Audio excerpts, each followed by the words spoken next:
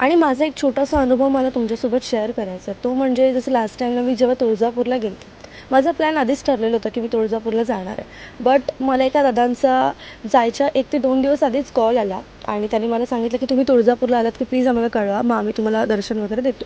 आणि त्याने ताई हा शब्द यूज केला म्हणून मी अग्री झाले. त्याच्यानंतर ठीक आहे म्हटलं आणि मग मी तिकडे गेली तर त्यांनी एवढं छान दर्शन दिलं की ए टू झेड आम्हाला त्यांच्याकडून सगळं भेटलं. आरतीपासून सगळं त्यांच्याकडून आम्हाला होतं.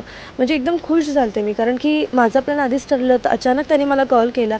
सेम सीन माझ्यासोबत आत्ता झाला आहे. मी अक्कलकोटचा प्लॅन केलेला होता म्हणजे लास्ट वीकमध्येच, पण निघायचं कधी हेच कन्फर्म नव्हतं.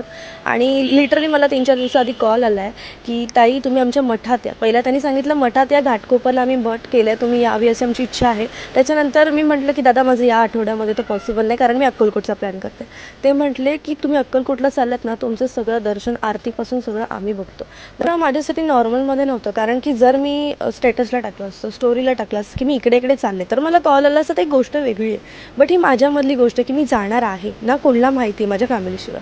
मग त्यांचे मला कॉल कसे यायला लागले आणि नेमकं त्याच दर्शनसाठी कसे काय तर.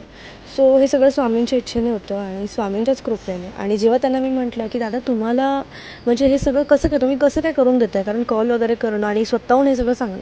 तर म्हणतात तुम्ही पण एक स्वामी सेवेकरी आहात, तुम्ही स्वामींची सेवा करता आणि आम्हाला तुमची सेवा करण्याचा चान्स भेटतो. म्हटलं हे एक काहीतरी वेगळंच ऐकायला भेटलं.